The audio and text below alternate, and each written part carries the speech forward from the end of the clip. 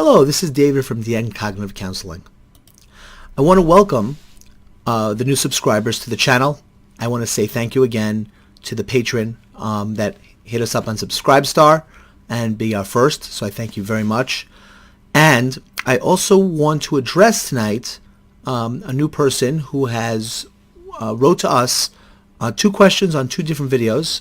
This is an answer to Ephraim Jacobson, who asked two very interesting questions.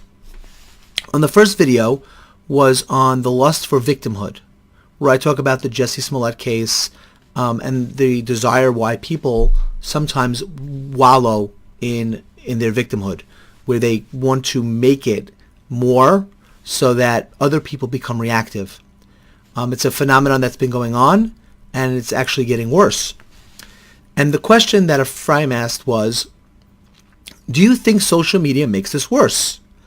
As you said, life has little or no meaning for many people in society.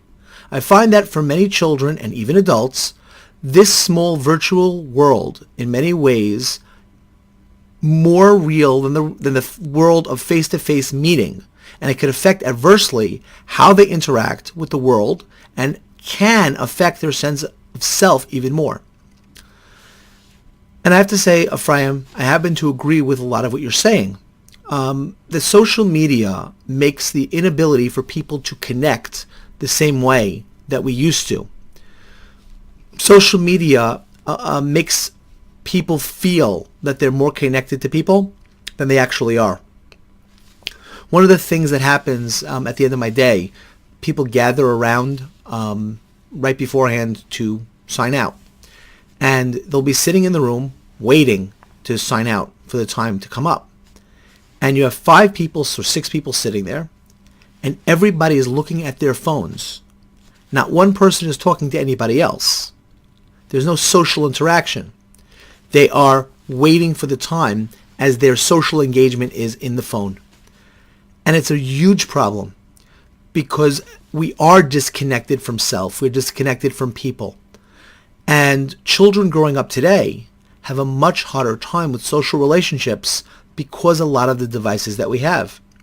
To a lot of parents, I talk about the need to limit the time that children are on these devices. Not to say you shouldn't use them, but a child that's on them too often and too much is going to socially be disconnected and have a much harder time working to make those connections. So just to understand, does the social media make it worse? The answer is absolutely true. But the bigger issue with the Smollett specific case is how the media makes it a bigger issue.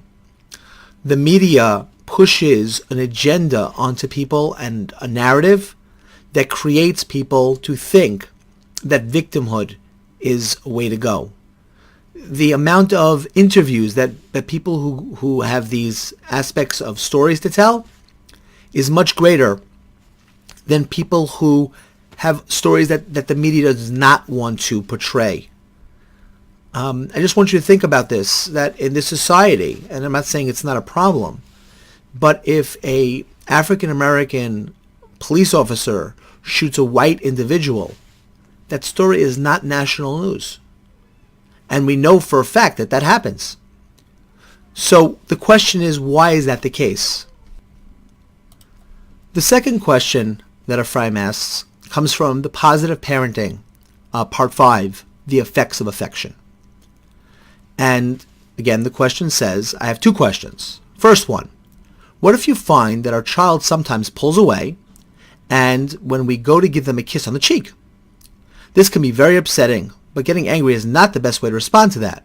What would you say to the child to have them understand that it may bother you and would like them to not do that and to accept it? It's a great question, and in actuality happens a lot. First off, you're absolutely right, Ephraim. You never want to get angry or upset at your child for them setting a boundary. You want to give your child a kiss, but your child doesn't want the kiss for whatever reason. So depending on the age of your child, one of the things you could do, if they're old enough, is actually have the conversation about what it feels like for them when you come to give them a kiss. Now, you could decide that you want to respect their boundary, Or if you see it's another thing, you could have a conversation of how it feels to you when they pull away or don't want to be kissed. You also could say to your child and give them what's called a forced choice. It's a way of getting around that sometimes. You say to your child, would you rather that I kiss you, or would you rather that you kissed me? And sometimes when you open it up that way and you give them that choice, they'll choose one and then give the ability to develop the affection that they need to do. Ephraim, I want you to think about whether or not does your child have the right to say no to you in terms of that kiss? And if so, how important it is to have that conversation with them to give them the ability to stand up for themselves and to express themselves of what they're comfortable with. And sometimes we have to concede that we're going to allow them to have that boundary until they're opened enough to be able to accept the affection and love. But sometimes, again, as I mentioned, the forced choice is very helpful in helping the child to say, okay, I'll make the choice to give you the kiss instead of you giving me the kiss. And then you can remind them to come over and to give you the kiss in that time period, and that could help the affection to develop that way. There's one other question that I see that was asked. This may not apply to the particular case of the college admissions scandal. But what do you say to a child who may have seen everyone in a class or a sport activity cheating and getting good grades or winning? And the child may think, maybe even correctly, that he or she will never succeed in the particular area without also cheating. That is really a great question. And the truth of the matter is that we have to help children to understand that sometimes cheating looks like it prospers. And in fact, cheating can prosper for a while. We also have to help them to understand that it generally does not happen forever. And you could bring up the cases like what happened in the college scandal, and what happens when people are caught, and what happens to their reputation and their lives, and say, yes, they may be successful for a while. They may gain something for a while. But ultimately, people have to pay the piper. And ultimately, they will either have negative consequences, but even if they don't, how do you think cheaters feel when they look at themselves in the mirror knowing that they won by cheating? Do you think that it takes something away from them? I want you to think about that when you deal with your child and helping them to understand what is in their own best interest. Do they want to be somebody who sees themselves as a cheater? Or do they want to see that their successes and the things that made them what they are true? And what do you think builds more self-esteem?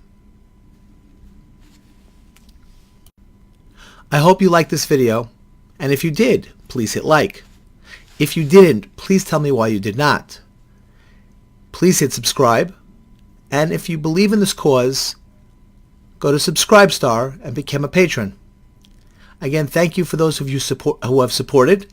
I hope that you'll see me again next time, and I thank you for joining me.